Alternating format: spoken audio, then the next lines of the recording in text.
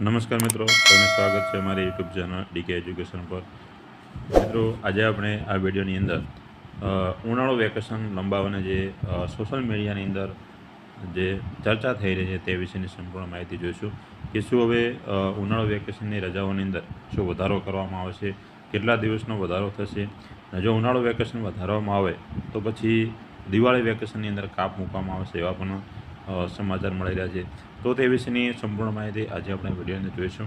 તો ખાસ વિડીયોની અંદર છેલ્લે સુધી જોડાયા રહેજો, જેથી સંપૂર્ણ માહિતી વિડીયોની તમને મળી જાય। તો સમર વેકેશન એટલે કે ઉનાળુ વેકેશનની વાત કરવામાં આવે તો કે રાજ્યની શાળામાં આ વર્ષે 13 જૂન સુધી બાળકોને વેકેશન છે, એટલે કે 9 મે 2024થી 13 જૂન સુધી જે ઉનાળુ વેકેશનની જાહેરાત કરવામાં આવી હતી તે 13 જૂનના દિવસે શાળાઓ ખુલશે એવો એટલા દિવસ સુધી ઉનાળુ વેકેશન છે। તો આવા ઉનાળુ વેકેશનની અંદર એક બાળકો માટે એક સારા સમાચાર પણ મળી શકે છે કે આગામી 13 જૂનથી શરૂ થતા શૈક્ષણિક સત્રને લઈને શાળાઓ શરૂ થઈ રહી છે, પરંતુ હવે વેકેશન એક સપ્તાહ લંબાવવા માટે રાજ્યના શાળા સંચાલક મંડળ દ્વારા વિચારણા કરવામાં આવી રહી છે। એટલે કે એક સપ્તાહ સુધી ઉનાળુ વેકેશન લંબાશે એવી શાળા સંચાલક મંડળ દ્વારા મુખ્યમંત્રીને પરિપત્ર દ્વારા જાહેર કરવામાં આવે છે। એક સપ્તાહ સુધી ઉનાળુ વેકેશન લંબાઈ શકે છે, એટલે કે શાળાઓમાં ચાલી રહેલું ઉનાળુ વેકેશન એક અઠવાડિયું લંબાવવા માટે શાળા સંચાલક મંડળ દ્વારા રાજ્ય સરકારના શિક્ષણ વિભાગની અંદર રજૂઆત કરવામાં આવી છે કે મુખ્યમંત્રીને પરિપત્ર દ્વારા જણાવવામાં આવે છે કે શાળા સંચાલક મંડળ દ્વારા કે એક અઠવાડિયા સુધી ઉનાળુ વેકેશનને લંબાવવામાં આવી શકે। તો એક અઠવાડિયા સુધી ઉનાળુ વેકેશન લંબાવવામાં આવે તો તેની અસર દિવાળી વેકેશન પર કેવી થશે તે પણ આગળ આપણે વિડીયોની અંદર જોઈશું।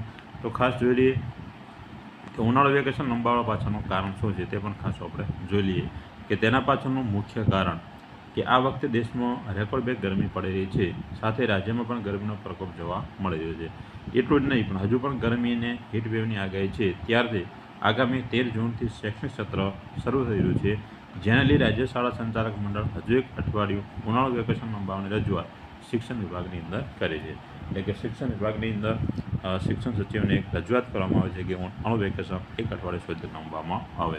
આગળ બીજું શું કહેવામાં તે ખાસ આપણે જોઈએ કે આ અંગે શાળા સંચાલક મંડળના પ્રમુખ ભાસ્કરભાઈ પટેલ જણાવે છે કે આ વખતે ગરમી અને હીટવેવની અસર વધુ જોવા મળે છે, હજુ પણ ગરમી યથાવત રહેવાની આગાહી છે, ત્યારે 13 જૂનથી શૈક્ષણિક સત્ર શરૂ થાય છે તેવા સમયે પણ ગરમી યથાવત રહેવાની હોય તો શાળાઓ એક સપ્તાહ મોડી ખોલવા શિક્ષણ વિભાગને, શિક્ષણ મંત્રીને અને રાજ્યના મુખ્યમંત્રીને રજૂઆત કરવામાં આવે છે। કે શાળા સંચાલક મંડળના પ્રમુખ દ્વારા શિક્ષણ મંત્રી અને ગુજરાતના શિક્ષણ મંત્રી અને ગુજરાતના મુખ્યમંત્રીને પરિપત્ર દ્વારા જાહેરાત કરવામાં આવે છે કે ઉનાળુ વેકેશન વધારે લંબાવવામાં આવે। જો ઉનાળુ વેકેશન વધારે મળશે તો તેની અસર દિવાળી વેકેશન પર શું થશે તે પણ ખાસ આપણે જોઈ લઈએ। જો આ વખતે એક સપ્તાહ વેકેશન લંબાવવામાં આવશે તો તેનો કાપ દિવાળી વેકેશનની અંદર મૂકી શકાય છે। જો ઉનાળુ વેકેશન લંબાવશે તો દિવાળી વેકેશન ઓછું મળી શકે છે, જેથી દિવાળીના વેકેશનમાં એક સપ્તાહનો કાપ મૂકી ઉનાળુ વેકેશન એક અઠવાડિયું લંબાવવામાં માંગ છે, આવી માંગ કરવામાં આવે છે। દિવાળી વેકેશન 21 દિવસનું હોય તેની જગ્યાએ 14 દિવસનું કરીને તે રજાના દિવસો આ વખતે ઉનાળા વેકેશનમાં વધારે દેવા જોઈએ એવી જાહેરાત કરવામાં આવે છે। દિવાળી વેકેશનની અંદર 7 દિવસનો કાપ મૂકવામાં આવશે।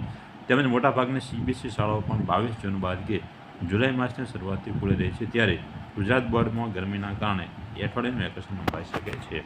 તો આવી રીતે વિદ્યાર્થી મિત્રો, આજે આપણે જે સોશિયલ મીડિયાની અંદર જે સમાચાર ફરી રહ્યા હતા કે શું ઉનાળુ વેકેશન લંબાશે, તો ઉનાળુ વેકેશનની સંપૂર્ણ માહિતી આપણે જોઈ લીધી કે શાળા સંચાલક મંડળ દ્વારા મુખ્યમંત્રીને પરિપત્ર દ્વારા જાણ કરવામાં આવે છે કે ગરમી અને હીટવેવના કારણે ઉનાળુ વેકેશન એક અઠવાડિયું લંબાઈ શકે છે, પરંતુ જો ઉનાળુ વેકેશન લંબાવવામાં આવશે તો દિવાળી વેકેશનની અંદર 7 દિવસનો કાપ મૂકવામાં આવશે, એટલે કે દિવાળી વેકેશન 14 દિવસનું રહેશે।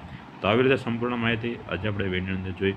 જો મિત્રો તમને અમારો વિડીયો ગમ્યો તો વિડીયોને શેર કરતા રહેજો, ચેનલને લાઇક કરો, સબસ્ક્રાઈબ કરજો, બાજુમાં આવેલા બે આઇકનને પ્રેસ કરો જેથી તમને નવા વિડીયોની અપડેટ મળી રહે। ફરી મળીશું એક નવા વિડીયો